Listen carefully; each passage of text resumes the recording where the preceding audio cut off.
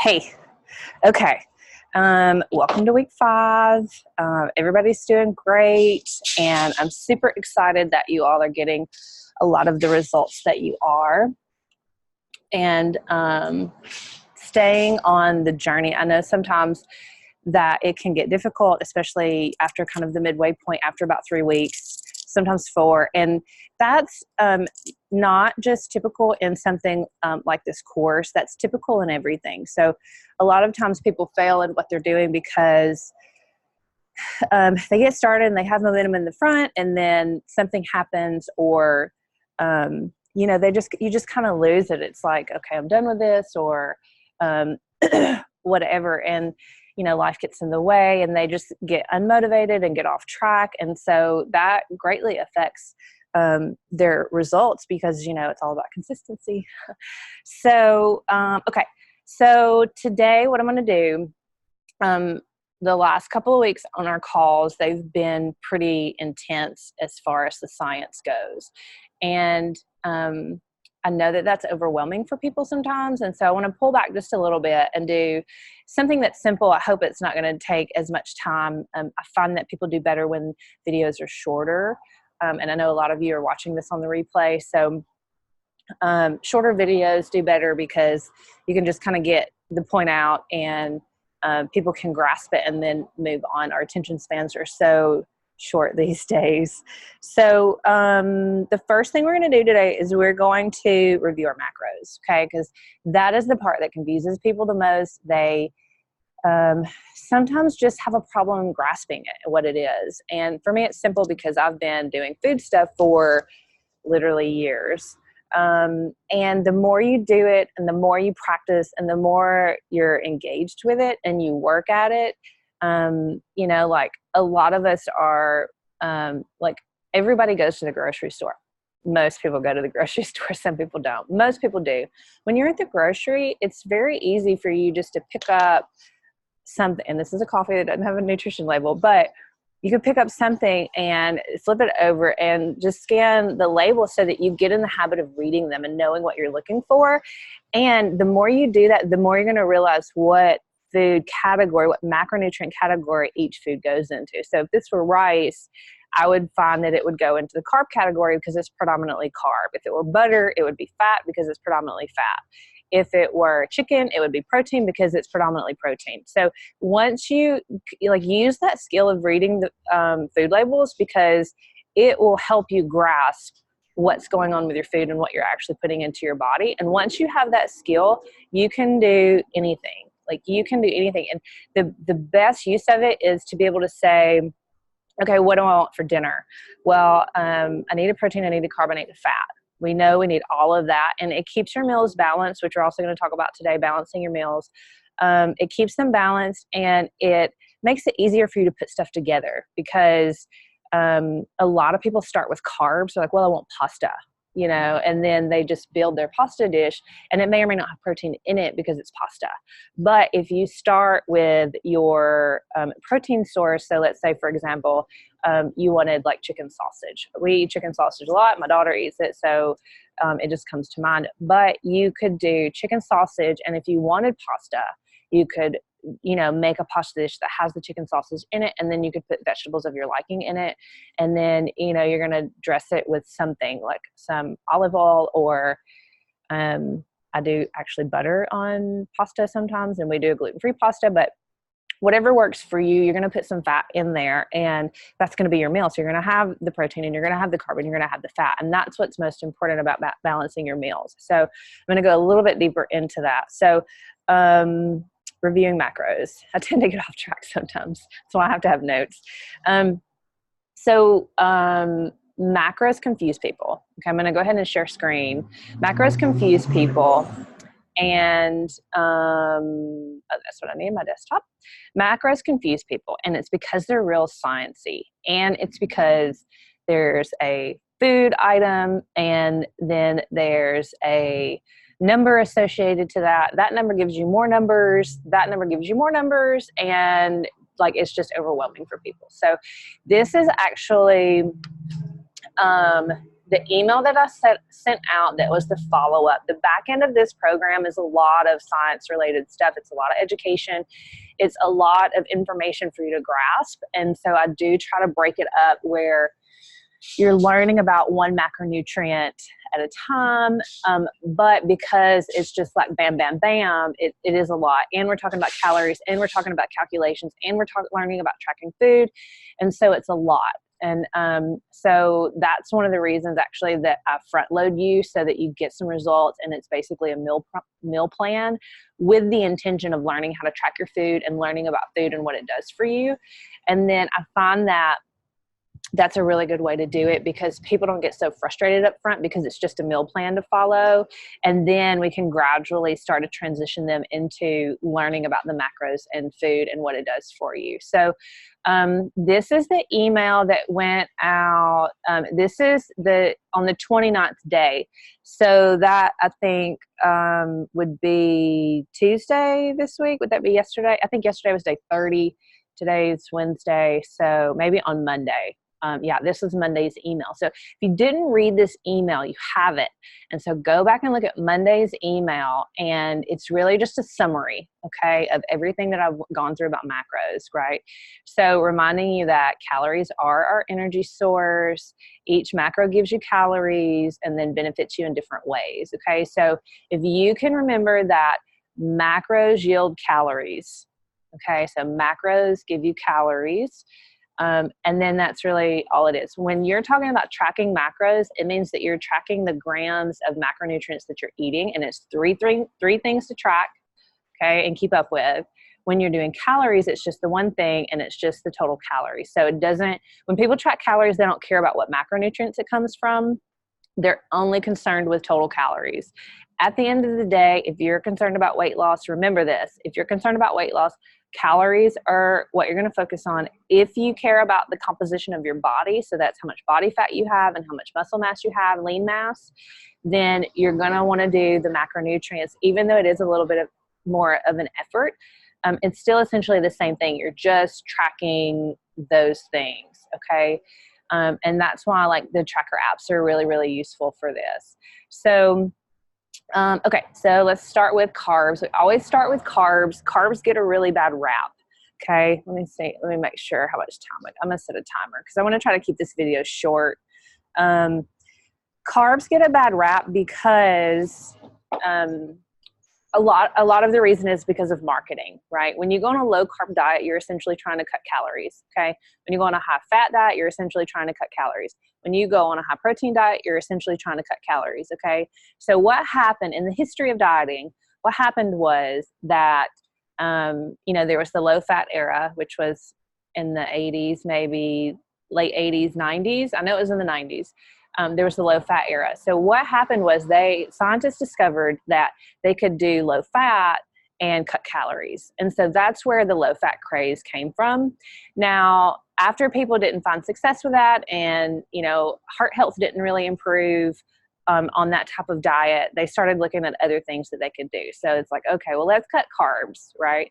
So all of that isn't an effort to cut calories. It's not anything else. Even like being vegetarian or vegan, unless you have like an animal thing, is in an effort to cut calories. I was actually vegetarian for about a year or so. I think I was like 15, 16. I ended up with a protein deficiency because I really didn't know what I was doing. But it was in an effort to cut calories. So that's what people are really after. Okay, so carbs, right? They give you energy. Your brain runs off sugar, okay? Your body breaks food down into glucose, right? It stores it or uses it, and the glucose is sugar. So your body uses sugar. That's why it's important that you have it. When you don't have it, it does have negative effects on your body. When you don't have carbs in your diet, it downregulates the enzymes in your gut that break it down. So that's why you get digestive distress when you add them back in after you've been on a low carb kind of diet. So carbs are good. You do need them. You don't have to have a 100% carbohydrate diet, and you shouldn't, but you should have some carbs in your diet. Whole food sources are better. Those are, oh, I don't have fruit in here. Okay, so I need to adjust this. Whole food sources are vegetables and fruits. Okay, those are carbohydrates. Also, it comes from breads, pastas, grains, beans, sugar, and alcohol. Okay, this also should include fruit and vegetables. I'm sure I just left that out when I was putting this together. It also should include fruit and vegetables. So don't forget that. Even though vegetables are a low calorie option, they still are carbohydrate. Okay. Okay. Primary and preferred source of fuel. We discussed that. Enhances digestive function. Okay. When I was recovering my health, I had a lot of digestive distress. I had been hardcore paleo. I had like hardly any carbs in my diet. I had chronically dieted for years. My digestive health was not in a good place. And I started drinking coconut water. Well, coconut water is essentially sugar. It's very clean. It's very healthy. And I noticed that when I would drink it, my digestion would just like kick in. It wasn't the coconut itself, it was the sugar in the coconut water. And it actually was one of the things that I used to help me heal my gut. So there is a place for carbs in your diet, and don't forget that. Okay, it's very important to remember it. They also insist in the conversion of your thyroid hormone, which is very important because that's what drives your metabolism and your energy. If you have a low functioning thyroid, you will not have any energy. I actually had a conversation last night with a lady about how she just wants to have energy, have natural energy that she doesn't have and hasn't had for years because there's a thyroid dysfunction. So, and she's even taking medicine, which is not helping her. So my help for her is going to be to regulate her food intake and get her to balance her meal so that actually is going to enhance her thyroid function and not hinder it. And so some of that comes from changing the types of foods that she's eating, but it also comes from balancing meals, which I'm going to get to in just a second. Okay, so protein, all right, rebuilds, repairs, regenerates the body. Okay, that's all you have to remember, is that it's for recovery and repair, and it helps you. Doesn't necessarily give you energy, but it does help you recover from activity, from life, from stress, things like that. So it's important that you get it. You don't want to be on a 100% protein diet, but you do want protein at every meal. Okay. And you don't really want to be protein dominant. You want to be carb dominant.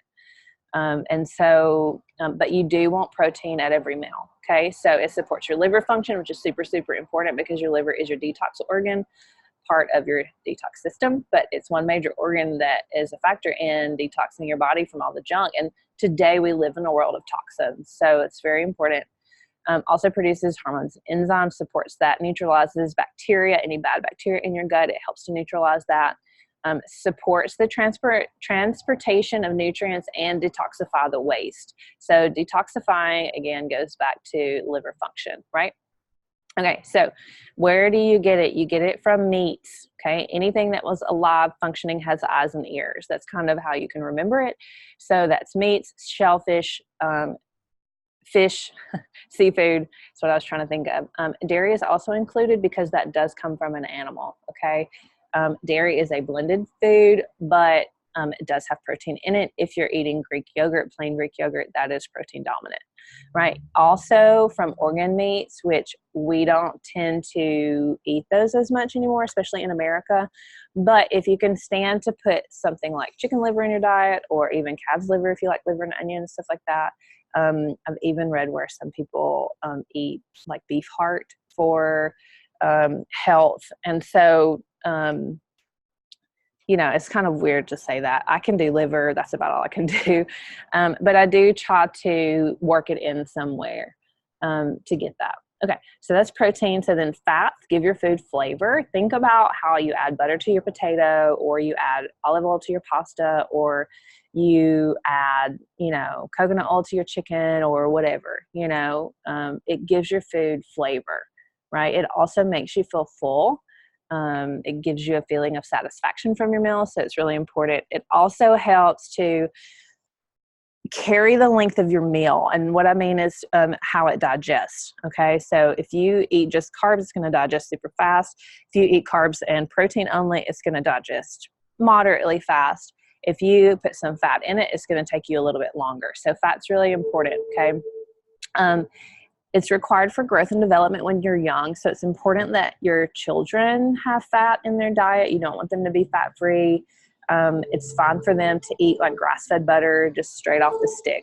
I actually give my daughter that from time to time when she'll take it. So this is what I was talking about before when I was talking about your taking your meals longer.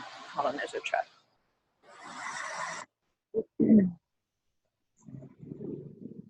So it supports satiation, which basically is feeling full, okay, and slows digestion, right? Um, Essential to proper functioning of your nervous system. Your brain and your nerves are your nervous system, okay? Fat is important for that part of your body to function well. If your nervous system does not work well, your body does not function well. You have pain, you have injury, and a whole host of other things that go along with it. Okay, fat is your backup energy source. It helps you absorb the fat-soluble vitamins, which are ADEK, A-D-E-K. Okay, you hear a lot in media about how people are deficient in vitamin D. Sometimes children are actually deficient in vitamin A as well, and that will essentially like cause rickets. Rickets is a vitamin A deficiency issue. And so just realize that you need fat to help you absorb those kinds of vitamins, right? Okay, antioxidant. Okay, and saturated fat is preferred, and recent research has proved this. For a long time, back in like the low fat era, they said that unsaturated fat was better for heart health. They've now disproved that because heart health has not improved like by reducing saturated fat and increasing unsaturated fats in our diet. It has not improved. So now what they're saying is that saturated fat actually does have health benefits associated to it. The reason is because unsaturated fat is basically wrapped in water, okay? When your cells try to use it, it's not as efficient. It's kind of like high octane gas versus low octane gas, I guess. So if you buy cheap gas, it's not as good for your car as if you buy like the high end stuff, right? So saturated fat is like high end, and unsaturated fat is like the low end. Your body just likes the saturated better. It can use it better. It absorbs it better.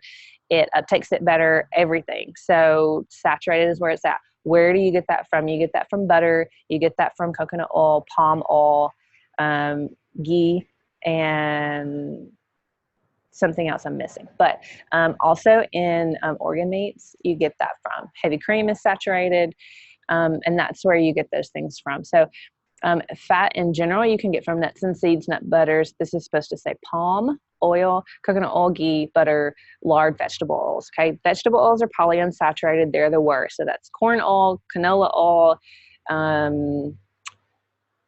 I think like sunflower, safflower oil are included in there, but those are the vegetable oils. For sure, you want to stay away from corn oil and canola. And if you're eating out anywhere, they're probably using that. If you buy packaged foods, they're using that. Flip it over, look at the ingredients, it's in there. Sometimes it's at the end, but it's in there. Even like healthy food uses vegetable oils because it's cheaper. It's cheaper and it's less expensive for them to use it, and it makes a more cost-effective product from the distributor. So just be aware of that. If you can cut your intake of vegetable oils by half, then you're going to give yourself some improvement. That's going to be good for you. So sometimes it's hard just to completely eliminate something, especially if you're doing some packaged stuff or processed foods.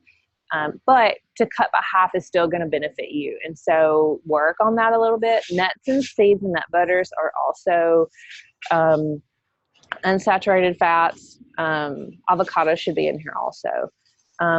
But the saturated stuff, butters, palm oil, coconut oil, ghee, lard is saturated. So now you can buy duck fat, you can buy tallow, you can buy other types of lard, and it's just right on the shelf. Like you can just buy it now. They're selling it, and it's because they've seen this trend where unsaturated fats have not benefited us from a health perspective. Okay, so that is all in all a summary of macronutrients. Remember, there are 3: carbs, protein, and fat. Okay, so this is the email that went out on day 29, which was Monday of this week. Today is, let me look up what day that would be. Today's the 6th, so that would have been the 4th, November the 4th. If I'm accurate on that, that's when this email came out. If you're having problems keeping up with your macros, print this email out and put it on your refrigerator. The other thing that you can do is to print out the cheat sheet, the macronutrient cheat sheet. It shows you what foods are predominantly in a macronutrient category, and then what foods are blended between those. And so that actually will be really helpful for you too. I think I've sent that to you twice. It may, what is this right here? Oh, that's the video. This video in here also breaks down macronutrients. And the little girl, she's not a little girl, she's a woman, but she's pretty high energy. I actually really like this. The only part that I don't like about it is that she talks about unsaturated fats and how they're healthy for you. And I noted that right here. But that video is actually good. If you haven't watched it, go back and watch it. It's short. I try to send short stuff because I know people are time crunched. It might be 10 minutes, but I don't think so. Okay, and the macronutrient cheat sheet, which I've sent to you twice now. If you don't have that and you want it, just respond to one of the emails and I can just ship it right back out to you. It's not a problem.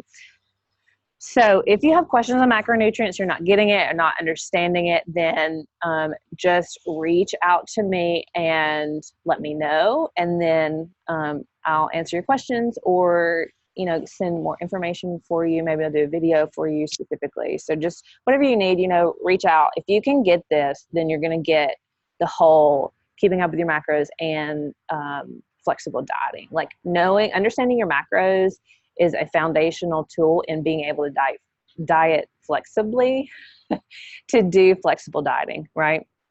All right, so let's talk about eating balanced meals for just a second. And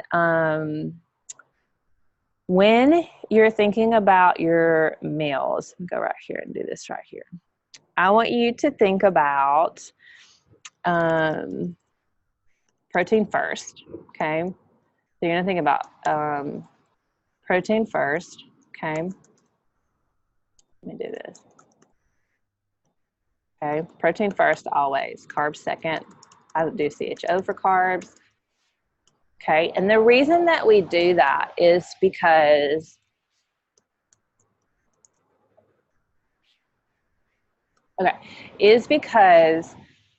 we are typically short on protein all the time, okay?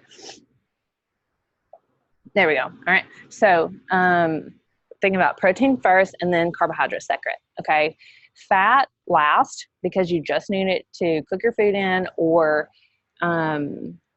give your food flavor or whatever. So that's why I say to do that last, and just to create awareness. You want to be aware of how much fat is in your meals.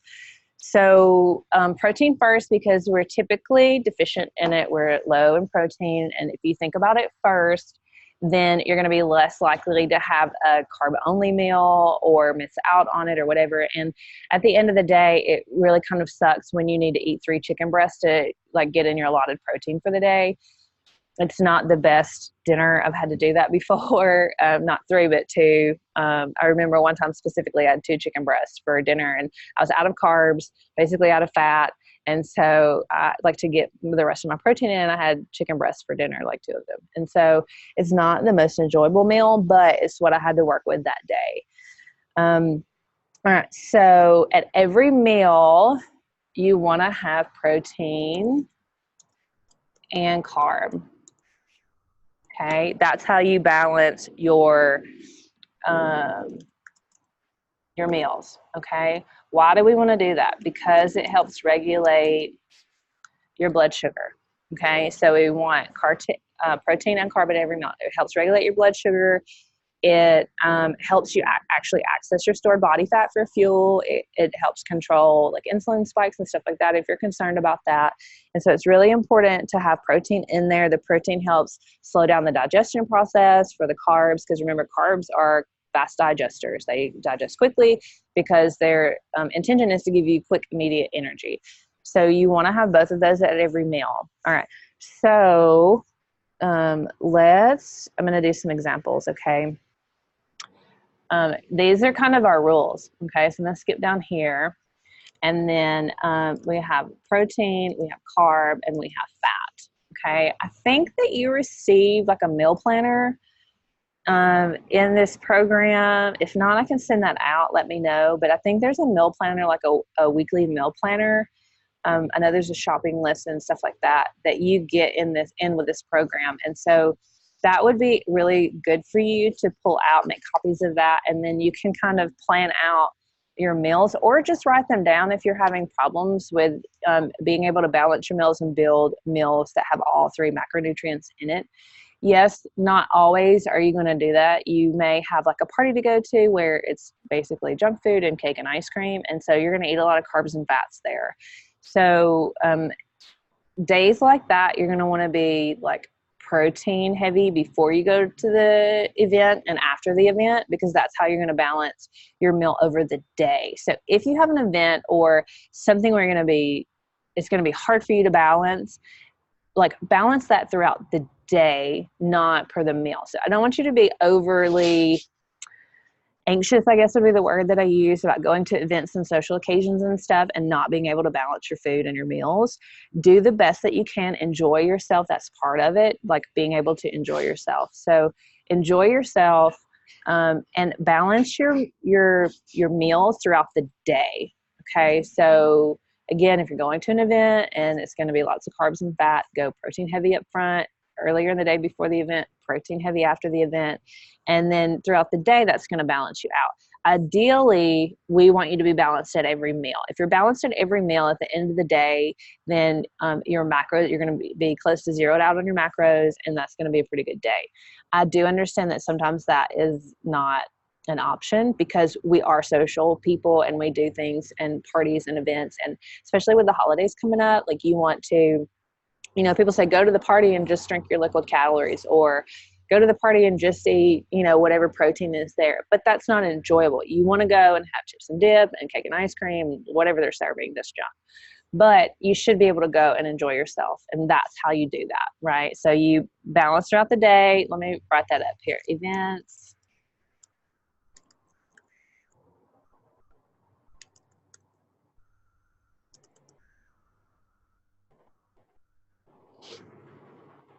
Okay, no events. Okay. All right, so those two are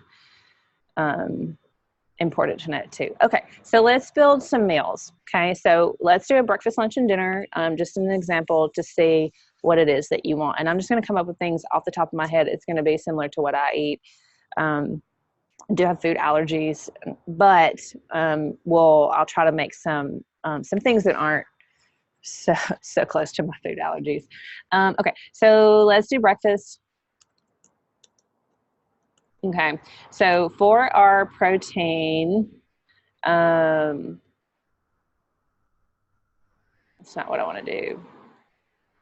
Sorry. Okay, I like for this to be visually appealing so that you can follow along. I'm a visual person, so I think I said that last time, so it helps. All right, so we're thinking protein first. Okay, so for breakfast, let's say that we're going to have eggs. Okay, if you look at the nutrition label on eggs, then it has, depending on whether you're getting like large or extra large or medium or whatever, it has about the same number of grams of fat and protein in it. Okay, so it's about 6-ish for each of those. Okay, so how do you know that? You look at the label. Okay, so I want you to look at the label on everything until you just know these things, right? And what will happen is that you're going to look at the label on the foods that you like, and you're going to be accustomed to the way that you eat and what's in those types of foods. And that's why you want to leverage the skill that you now have of looking at a label. Okay, so let's say eggs. So okay, if we have eggs, then we're going to have, it's basically a high fat protein. Okay, so there's blended foods, right? So it's basically a high fat protein. So to combat that, what I do is I have 2 whole eggs. Okay, and then I have 2 egg whites. Okay, save the yolks for, something else. So that's the way I do it. 2 egg whites equal the protein content of 1 whole egg. That's something that's important for you to remember. So for me, I tend to eat a high fat diet. Controlling my fat is one of the ways that I help myself. This is one of the things that I do to help control the fat. So 2 whole eggs and then 2 egg whites. Okay, that's going to be our protein. It's going to have some fat in it, right? I'm also going to cook those eggs in coconut oil or butter. I tend to use coconut oil or something. If you're trying to control fat, you can use like a a spray is fine. Try to get a healthier one because it does have propellant in it, which is not really good for you. But, you know, if you're not consuming like the whole jar of it, then it's fine. Okay, so then carbs, I actually like sweet potato and eggs. So I'm going to have a baked sweet potato, okay? I will want butter on my sweet potato. So what I can do is I can have butter on the sweet potato, okay? Or I can have coconut oil in my eggs, okay? And so it's one or the other. If I do 3 whole eggs, butter on my sweet potato, and cook my eggs in coconut oil, that's a lot of fat. It's a really high fat meal. So being aware of your fat in the meals is really important. It's going to help you control your calories at the end of the day and make sure that you're not blowing it out of the water with your fat macros, okay? So the way I combat that is I do 2 eggs instead of 1 egg, and then 2 egg whites instead of 1 egg. And then I choose, I can have butter on my sweet potato and I'll use a spray for my eggs, or you can boil your eggs or poach them. You can do that too. Or I can cook them in coconut oil. So since I'm having a sweet potato, I'm going to go with butter. So I'm going to put butter on my sweet potato. Okay. So this is size wise, I'm going to do 1 medium. And then I'll do usually 1 tablespoon of butter, maybe a teaspoon. I tend to want more rather than less. So that's the way I would do that. If you like bread, if you eat bread and you want toast, toast would be your carb, okay? If you want to put, let's actually do this. So let's say you have 2 slices of bread, toast, whatever kind you like, and then you want to put butter, and also let's say you want some kind of jam, then, oh, that jam's not right there, I'm sorry. Jam or jelly is a carb because it's sugary, right? Right, so you have toast and jam, okay, eggs, toast and jam, and then butter here, or you can cook your eggs in that butter, however you want to do it. Or if you want to do a sandwich, right, you could do your eggs, and you might do less if you're doing a sandwich. Your bread, and then you could put cheese on it. Cheese, if it's a full fat cheese, you're going to put it in the fat because it's going to have more fat in it. If you want to cook your eggs in butter or coconut oil, that would go here too. So you understand how knowing which macro category it goes into is going to help you build your meal out, because you're going to be able to realize, okay, what am I missing? I'm missing some fat, or I'm missing carbs, or I'm missing protein. And then you're going to be able to go back and input that into your meal. Okay, so then let's say for lunch, I feel like a lot of people eat salad. So let's go with a salad, okay? So if we're going to go protein first, let's say that we're going to have a grilled chicken salad, okay? So we have chicken. And when you're tracking, you need weights and measures too. So let's say it's 3 ounces of chicken, okay? And then your carb stuff is going to be like your veggies, right? It's actually low carb, so I would encourage you to have something a little sweet on it, like you could do raisins or cranberries or some kind of fruit or whatever. And then we're going to actually add, let's say you have 3 cups of veggies. That's a pretty good size. And these are going to be really low in calories, so don't be weird about the volume of food. But I'm going to add a piece of fruit, just so that you get a little bit more carbs in this meal. Okay, and then fat usually is going to be the dressing. Let's say that you have ranch on it, and then it's full fat, and I think it's a 2-ounce serving. Okay, and then that's how you would log it, right? Let's put that 2 ounces in front. Let's put this in front so that, okay. And so then for dinner, let's say, what do we want for dinner? Let's say you want steak, okay? So if you're a female, you're going to do about 3 ounces of steak. If you're male, it would be 4 ounces-ish, okay? And now the amounts that you're consuming is going to be determined by what kind of macros you have for the day and what you have left over. I tend to eat track my food between lunch and dinner, and then whatever I have left over is what I have for dinner. If I'm eating balanced meals all day, then I don't have to worry about being out of whack. If you have an off day where you have a really high-fat breakfast and a really high-fat lunch, then for dinner you're going to have predominantly protein and carbs. So just be aware of that, and going in on MyFitnessPal and looking to see what you have and what you have to use is actually going to be helpful for you. Okay, so let's say we have steak, and then let's say I want green beans. You can have about a cup of beans. And then let's say corn on the cob, okay? One small, okay?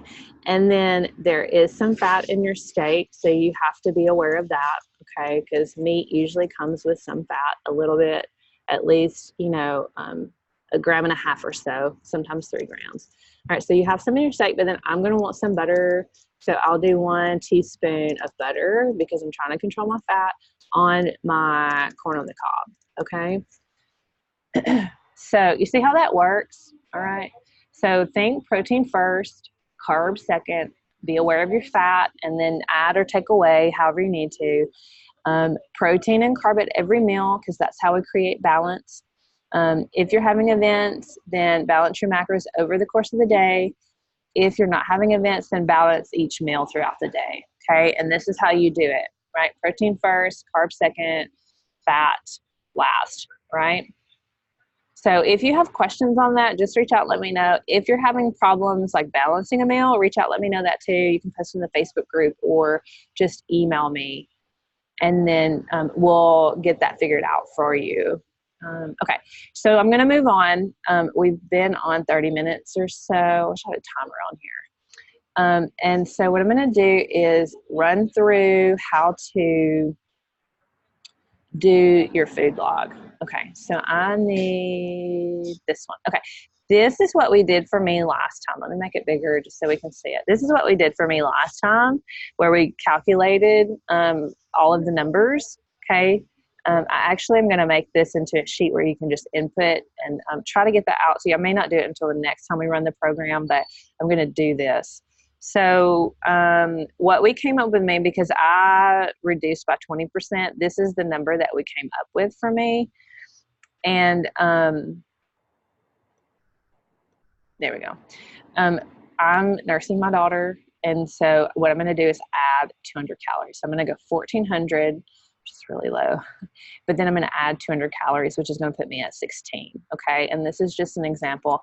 I actually would need to, because I am nursing her, I actually would need to try this out, do it, eat this way for a few days, monitor my weight. If your weight is staying the same, you should make an adjustment. If your goal is to lose weight, if your goal is to gain weight, you have to be a little bit more patient because it takes a little bit longer to gain weight. If you're trying to lose weight, you want to see a downward trend even from the beginning, even if it's like 1/10 of a pound.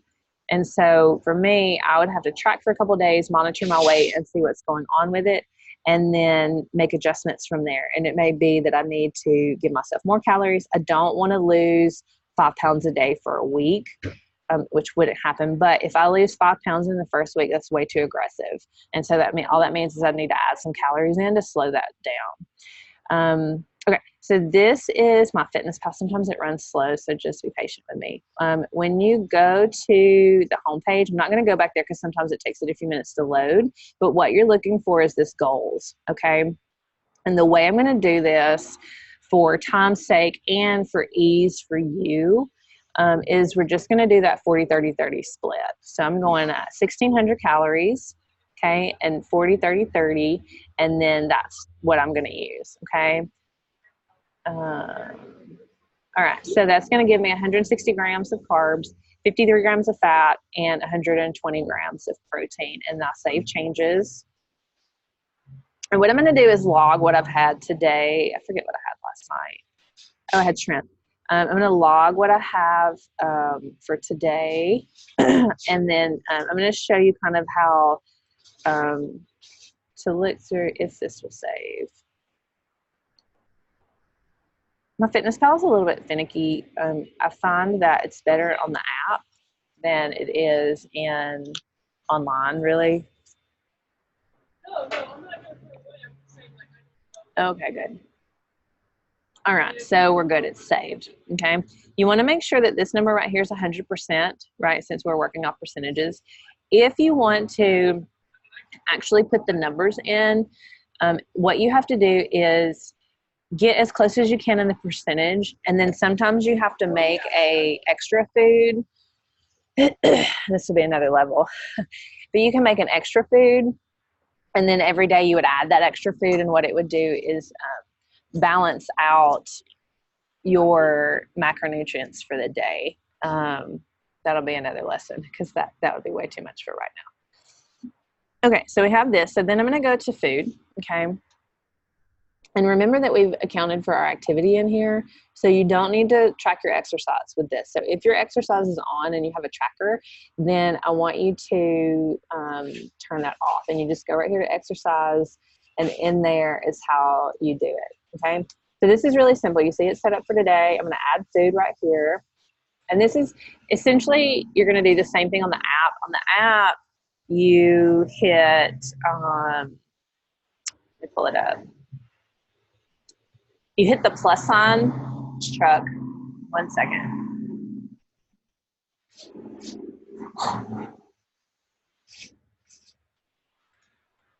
I keep my blue light, my white light down so you can, okay. On the app, you see that blue button right there at the bottom? This is the app and what it looks like. And so this blue button right here, you hit that, you hit the blue button and it pops up like that. Okay. And then you hit food, which is this bottom one right here. It's hard to do it this way. And then it's asking you for the meal. And then you hit breakfast or whatever. And it takes you here. And there's a search bar up here. And then you just log whatever it is. Okay. So when you hit add, what's going to come up, like there's recent and frequent on there. On the app, it comes up like this, like you have a list of foods, and then at the top you have all, and then recipes and meals and my food. So you can go in there and create recipes. I have some of those in here. And so this is where like a sweet potato hash that I make, and a turkey meatloaf, and a protein pancake.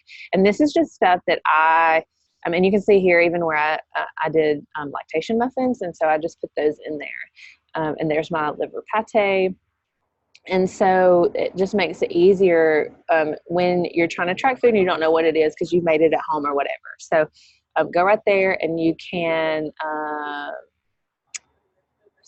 oh, you have to go right here to set it up. So you go right there and set it up. You can do it from the app too. And then this is just your list of things. Okay, so all right, so you can search from here. These are recent, and then this is frequent, so things that you use frequently. I have the same thing for breakfast every day, so it's blueberry waffles, and I have let's see, I have a usually just with ham. I do like a breakfast sandwich, and so I'm just gonna log in like what I have. Okay, so let's just add checked, and then, oh, there's the ham right there. Let's see if I can get it in there.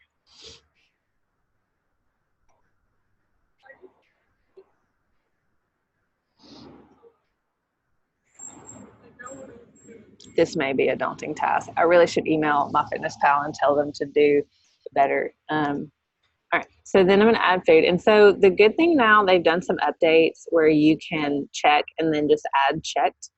And so if I would have seen this before, and I do 2 ounces, which is a serving. Sometimes I do more, it just depends.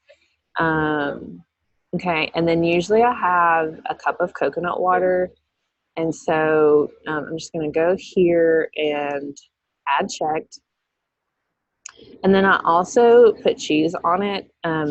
We've had to eliminate cow's milk, and so I do a goat's cheese on it, and it's usually about 1 ounce. And so when you're looking up foods, don't get overwhelmed about what's going on and not being able to find exactly what it is that you want. Just do the best that you can. Okay, so what we want is an account, as close of an account as we can get. If I were at home, I would just scan the barcode on the goat cheese. On the app, battery. Okay, good. On the app, when you go to add food and then you hit your meal. And then right here, can you see that right there? It's a scanner. And so if I hit that scanner, okay, so it pulls up, you can, I think maybe you can see that. You see the little square right there?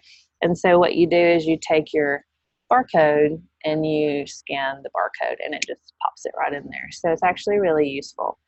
So, but for right now, because we don't have that, I'm just gonna do this right here. And once you pick the foods that you eat predominantly, you can go to recent and, okay, so about 1 ounce, so I'm gonna check that one, click on it, I mean, wheels of death. Okay, so you can, once you have the foods that you eat predominantly, you can actually go in and use recent and frequent and go in and do, you know, whatever it is that you need. And so I'm going to add this in. It says 2 tablespoons. Oh, this is the one that I want right here. I messed it up. Okay, so just for, if you make an error, you can just click on it, right? And then come right here, and I may be able to change it over to ounces. Let's see.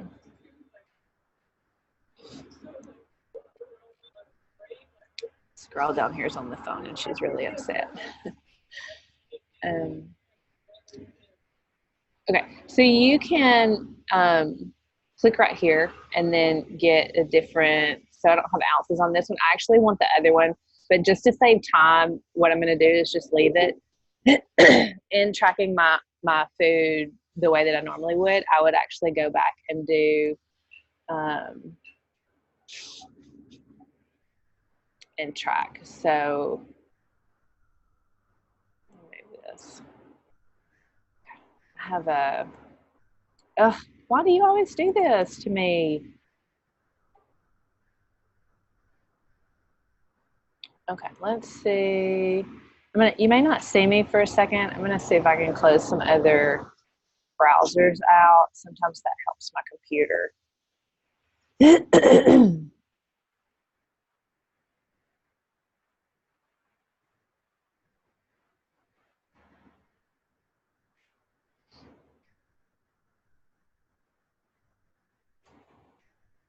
I'm seriously gonna email MyFitnessPal.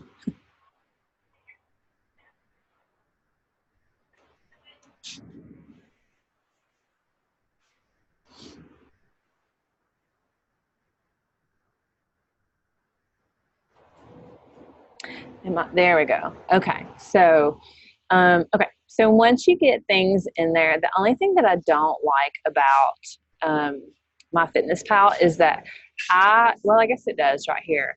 I think on the app you don't get this right here. I'm not certain, they may have updated it now. It's been a while since I've actually tracked my food. But what I want you to notice is that this is what I had for breakfast this morning-ish. And then I also had some green tea, which I put stevia in, which doesn't really have very much of anything in it. If I were to put sugar in it, I would want to log the sugar. Tea, coffee, water, black coffee, plain tea, or water don't have any calories in them. And so you don't necessarily have to put those in. It's best just to log everything except for water and coffee and tea, plain coffee and tea, because sometimes even the like 0-calorie stuff may have like a gram of carb or something in it. And when you're trying to get really, really lean, everything matters. And so I would say, especially until you get used to it and you know how it's pulling up, just go ahead and log everything except for plain coffee and tea and water. But what I want you to notice is we have total calories in this meal is 380, okay? Then the total carbs are 50, the total fat is 13, and the protein is 15, all right? So it's really high in carbs, and then moderate protein and fat. This is fine, it's not bad. Ideally, you want carbs greater than protein, greater than fat. So carbs predominantly, protein next, then fat in the numbers. And this actually meets that requirement. If I really was overly concerned about it, I could eliminate the coconut water from right here, and that would only bring my carb count down. So what I'm going to do is actually do that, and then maybe it won't take forever, and then you can see the difference that makes. So it's just going to bring it back down to about 37 grams of carbs, which is going to be a little bit closer, right? So this is a little bit more ideal just because there's not such a spread between the number of carb grams and the number of protein grams that I'm having. Okay. I also could leave the coconut water in and then add another half a serving of so of the ham, which would be my protein item, and that would give me another 5 grams of carbs, right? Protein, I'm sorry, 5 grams of protein. So I could do it that way. And what you'll do is you'll put meals in, and then you're going to start to manipulate your meals and play with them. How can I make this better? How can I make it be more balanced? If you've got 50 grams of fat in a meal, you need to figure out a way to cut that. So that could be using half of, and so if you want to change your serving size, you can just go right here and do a serving and a half, and it'll take care of it for you. Back to what I was saying, you can, do half of the oil or butter. You can do a lighter cut of meat. Here comes the truck. With that, and all of that's going to make a difference. So here,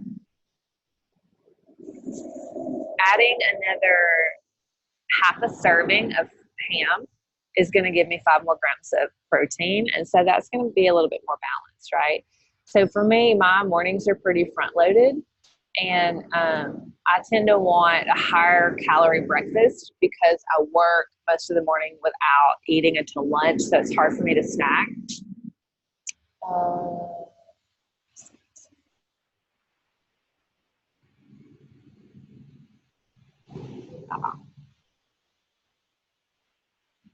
So I'm just going to add the coconut water back in.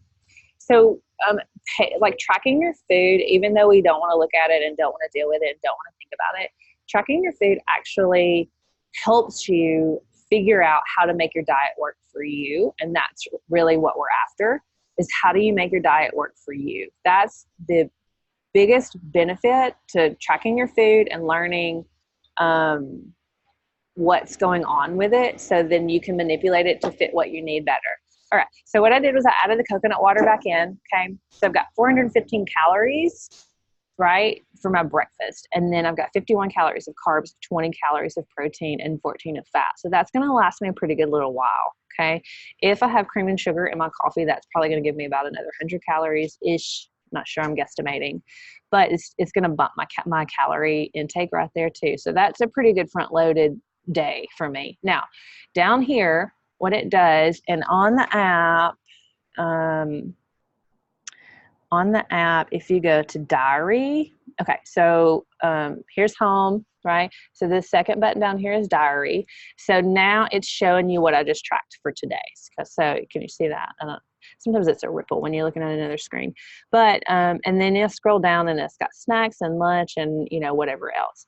So when you do this, up here at the top is where it's going to give you this information down here. And so it shows my goal for the day. It shows how much food I've had, and then how much exercise, which of course I have that turned off, and then my remaining calories. So I know for the rest of the day, I need to eat 1,185 calories, okay? Now, if I click on that bar up there, then it's gonna take me to a screen where it's gonna show you the rest of this right here, okay?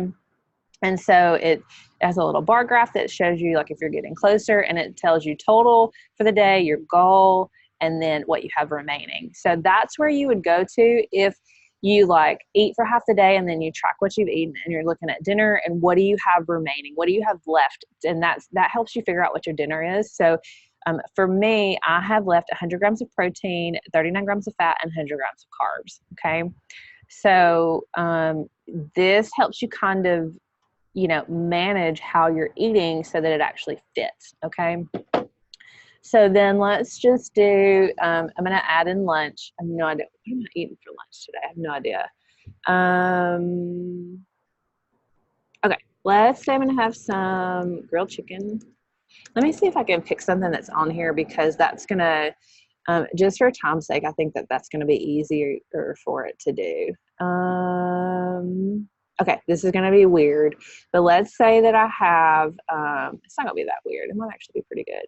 So where did I see? Okay, so I've got roast beef right here. Okay, so it's 4 servings of 1 ounce. So when you drop this down, it's got grams and, you know, whatever.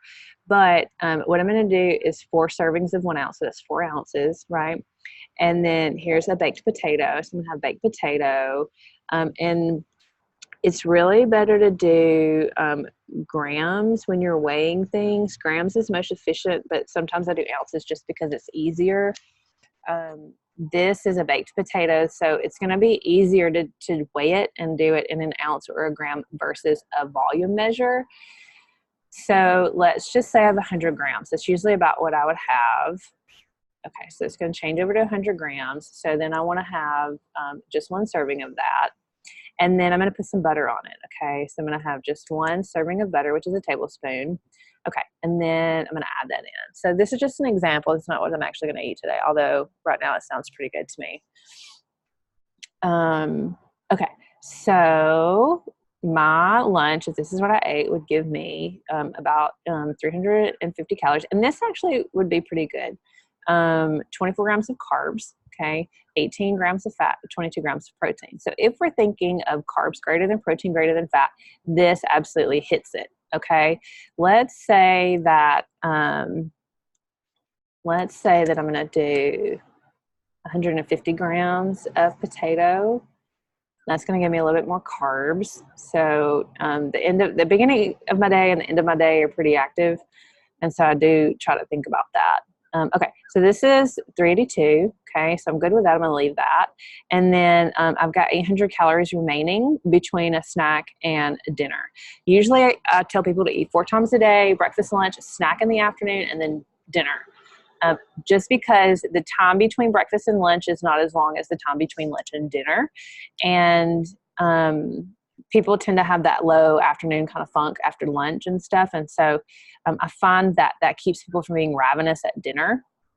And so since I'm getting about 400 calories per meal, if we look right here, that's about what I'm doing. So assuming that I'm going to have 400 calories at dinner or even 600 calories, then that would leave me 200 calories for a snack. So let's see if I can go in and add, okay, let's say that I have, and just working off of what I use,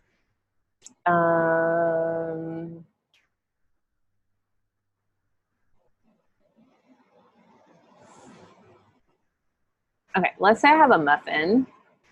And like, don't be weird about these muffins. They're actually pretty good. There's nothing super weird in them, but I make muffins for us all the time. So let's say I have some muffins and then I'm going to have some butter and some grapes, a cup of grapes. Let's say that's what I have. The muffins that I make, they have protein in them. I do try to make them to where it's carbs greater than protein greater than fat. I do pretty good about keeping them in that realm. So I had a muffin. My muffin has, this is my protein. My muffin has 9 grams of protein. This muffin recipe has 9 grams of protein in it, 4 grams of fat, and then 16 grams of carbs. Okay. So what I want to show you is that this is a little bit out of sync because I had it's carbs greater than fat, greater than protein right now. So yes, I could go back and try to add protein in, or I could just make up the difference at dinner. Remember how I said I tend to eat fat heavy? Right here, have 6 grams of fat remaining for dinner, which typically is what happens because I'm fat heavy in the first part of the day. So then what I would want to do for dinner is like carb and protein dominant. And so what I'm going to do is, okay, so sweet potato and I don't have a, okay, so let's add a sweet potato.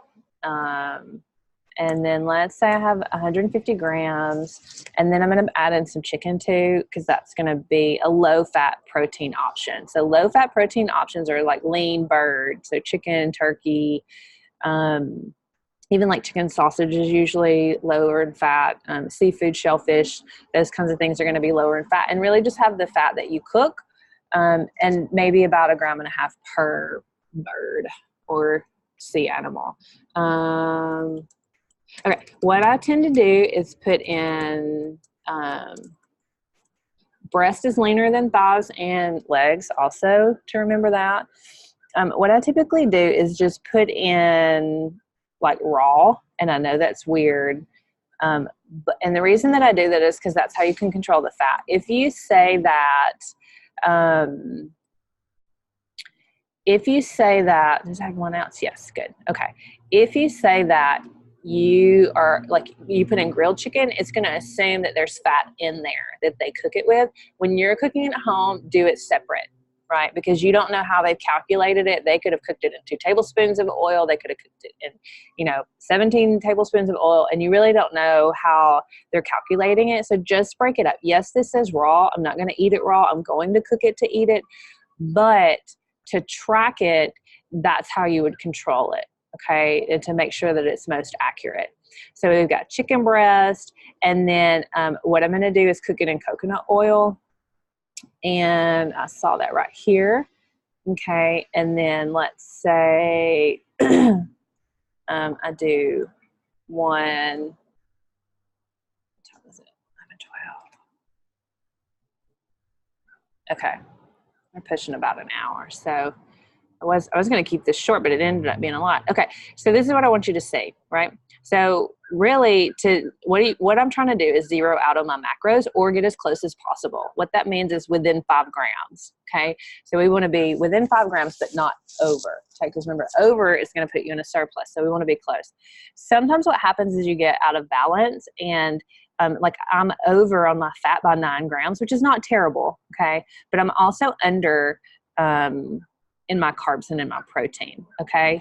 And I still need to eat about 140 calories today to get to my goal. It's very important that when you have calories to eat, that you eat them. Okay. This is not close enough, right? I tell people when they start tracking, get within 100 calories. After they've been doing it for a while, we want them within 50 calories. After a little bit longer, we want them within 25 calories. Okay. So that we're just dialing it in, making it more efficient and more effective.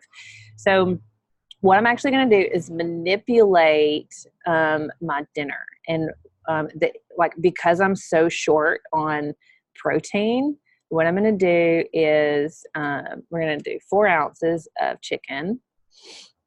And this is what happens a lot of times. Like you get to the end of the day and you're like, oh my gosh, what do I do? And you've already eaten all this other stuff. So it's like the dinner is the only one that we have to manipulate. That only gave me 9 grams. Okay. So this is what I'm talking about. Like, because we didn't have enough protein at snack, now we're having to consume it at dinner, and it's just what you get. But this is how you make it balanced. And this is also what you would do over, so let's say 8 ounces, let's go 8 ounces. That's going to be 2-ish chicken breasts. Okay, that gets us closer. All right, so this is actually okay right here. I'm over here, short in carbs, but I'm close, right? We don't want to go over, so what I'm going to do is go back here. I'm going to go 7.5, right? Okay, there we go. So now I'm within 10 calories. That is a bullseye. That is on target, okay? Now, don't be weird about this, right? I have a little bit of carbs remaining. I'm over in fat. I'm over in protein, right? But calorie-wise, I'm on target. I didn't go over my total calories, right? And so you work it a couple of ways. I find it best if you pay attention to the calories, but work your macros. A lot of people only want to work macros, and that's fine, but you have to work your macros like I'm working my calories right now, where you get close but don't go over, okay? If I wanted to dial it in a little bit more, I can go up here, give myself some more potato because that's my carb, pull back on my fat right here. So if I were over in calories, that would be the next thing I do, is pull back on my fat, okay? And then if, and my protein's pretty good at just over by 1 gram. That's pretty good. So actually that's excellent. But If I wanted to dial it in more, I could go in here and manipulate that. But why are you going to spend the time and the effort of weighing a measure to get it like super perfect? This is actually really great. Okay. And so we had balanced breakfast, we had balanced lunch, we had an off balance snack, but we came back at dinner and made up for it. And that's the way that you work this. And that's why tracking it and paying attention to it every day, it's just like working your finances, right? You have to pay attention to it to know what the numbers are doing, to be able to manipulate it however it is that you're trying to, whether you're trying to grow your wealth or you're trying to spend all your money. So keep that in mind, okay?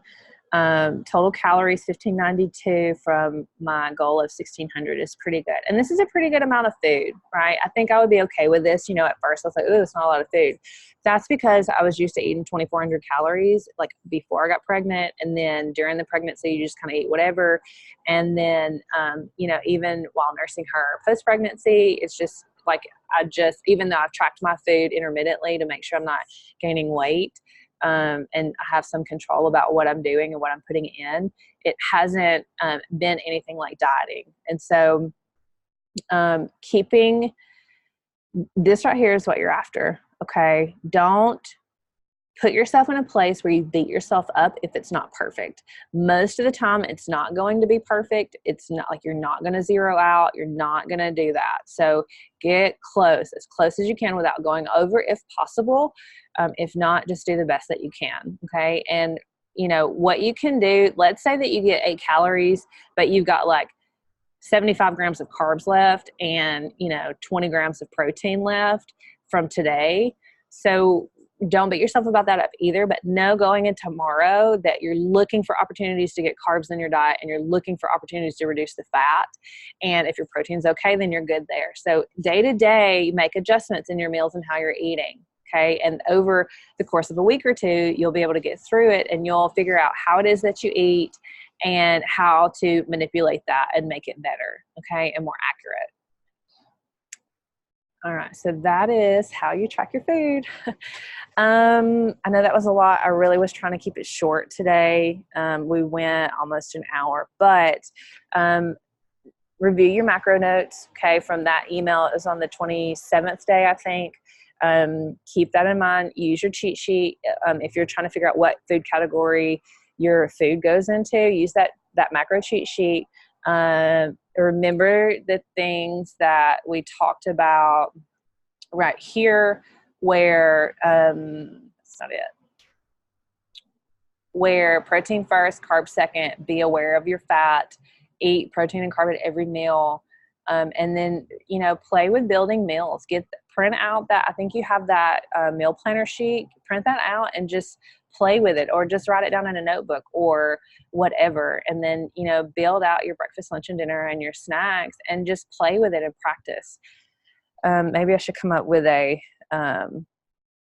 practice thing with like a quiz and it's like you have chicken and potato, but you need fat. What are you going to have kind of thing?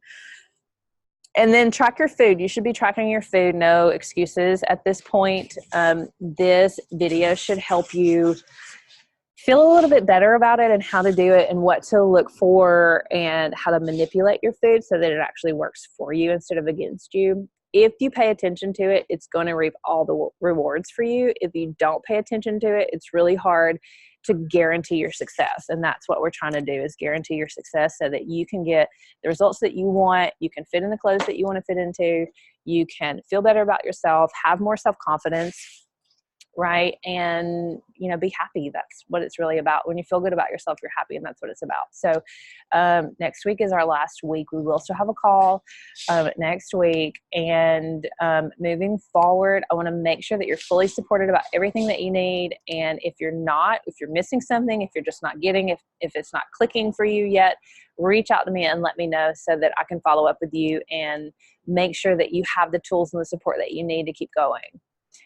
So I hope this was helpful. I'm a little chilly out here, but I'm going to shut it down and get back to the gym so I can work. I'm going to do a workout today, so I'm pretty excited about that. Call me if you need me, text me, email me, whatever, if you need me, and we'll talk soon. All right?